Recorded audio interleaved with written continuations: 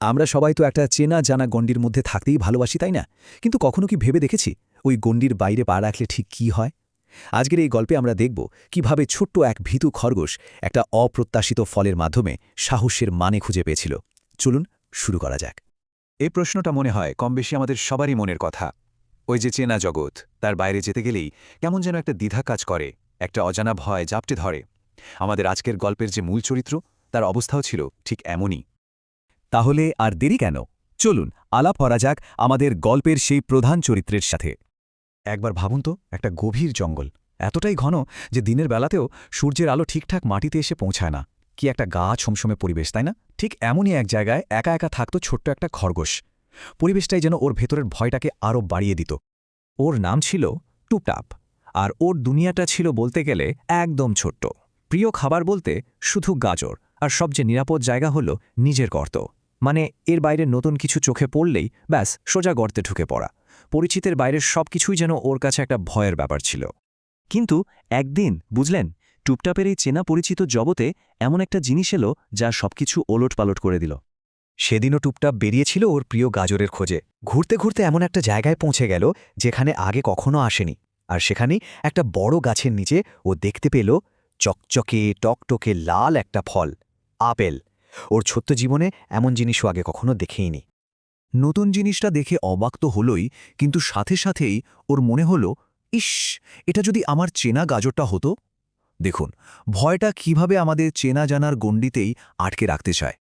তো টুপটাপ যখন এই ভয় আর কৌতূহলের দোলাচলে দুলছে, ঠিক তখনই গল্পে এন্ট্রি হলো এক নতুন বন্ধুর। হঠাৎ করেই একটা মিষ্টি গলা ওর কানে এলো। আরে ছোট বন্ধু, ওভাবে কি দেখছ? এই অচেনা ডাকে টুপটাপ তো ভয় প্রায় কাঠ। কে ডাকছ কে? টুপটাপ মুখ তুলে দেখল আপেলটার পাশেই বসে আছে ছোট্ট রঙিন একটা কাঠবিড়ালি। ওর নাম তিরিং। ওর মুখে ভয়ের লেশমাত্র নেই, বরং একটা মিষ্টি বন্ধুত্বপূর্ণ হাসি। আর তিরিংই আসলে টুপটাপের জন্য ওই আপেলটা ওখানে রেখে গিয়েছিল। টুপটাপ তো শুনে অবাক। আমার জন্য? কিন্তু কেন? ওর মতো একটা ভীতু খরগোশের জন্য কেউ এমনটা করতে পারে, এটা তো ওর কল্পনারও বাইরে ছিল।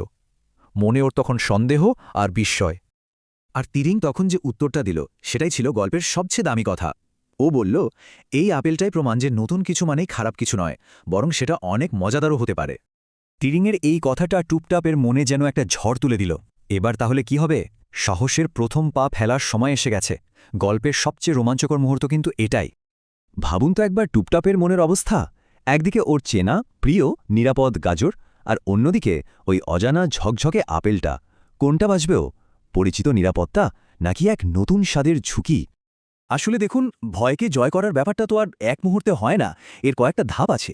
প্রথমে মনে দ্বিধা আসে, তারপর সাহস করে এক পা এগোতে হয়, আর তারপরই আসে সেই মুখ্য মুহূর্তটা, প্রথম কামড় দেওয়া। আর তার ফল নতুন কিছুর আবিষ্কার। আর যেই না টুপটাপ সাহস করে আপেলটায় প্রথম কামড়টা দিল, উফ, ওর সব ভয় যেন এক মুহূর্তে হাওয়া হয়ে গেল। আরে, এ তোর প্রিয় গাজরের থেকেও মিষ্টি, অনেক বেশি মজাদার। সাহসের পুরস্কারটা ছিল সত্যি অসাধারণ। ভাবা যায় ছোট্ট একটা পদক্ষেপ টুপটাপের জীবনটাকে কতটা বদলে দিল। চলুন গল্পের শেষ অংশে সেটাই দেখি। এটাই ছিল আসল রূপান্তর। ওই আপেলে একটা কামড় দেওয়াটা শুধু একটা সাধারণ কাজ ছিল না, ওটা ছিল টুপটাপের বদলে যাওয়ার শুরু। ও সেদিনই প্রথম বুঝতে পারল, ভয়টাকে জয় করতে পারলেই জীবনের আসল মজাটা পাওয়া যায়। আর এই বদলটা কিন্তু ওখানেই থেমে থাকেনি। এরপর থেকে টুপটাপ আর শুধু নিজের গর্তে লুকিয়ে থাকত না। টিরিংয়ের সঙ্গে ওর বন্ধুত্ব হয়ে গেল গভীর, আর ওরা দুজন মিলে রোজ বেরিয়ে পড়ত নতুন কিছু খোঁজার অ্যাডভেঞ্চারে। ওর ছোট্ট ভয়ের জগৎটা এভাবেই হয়ে উঠল বিশাল আর আনন্দময়। তাহলে পুরো গল্পটা থেকে আমরা কি শিখলাম? সারমর্মটা খুব সহজ। সাহস করে নতুন কিছু চেষ্টা করলেই জীবনটা আরও বেশি সুন্দর, আরও বেশি আনন্দময় হয়ে ওঠে। ভয়কে আঁকড়ে ধরে থাকলে তো জীবনের কত দারুণ দারুণ অভিজ্ঞতা মিস হয়ে যায়। টুপটাপ তো তার সাহসের প্রথম কামড়টা দিয়েছিল একটা আপেলে। এবার প্রশ্নটা হলো, আমাদের জীবনের সাহসের পরের কামড়টা কি হতে চলেছে? কোন নতুন জিনিসটা পরখ করে দেখার সময় এসেছে? এই ভাবনাটা না হয় সবার জন্যই তোলা রইল।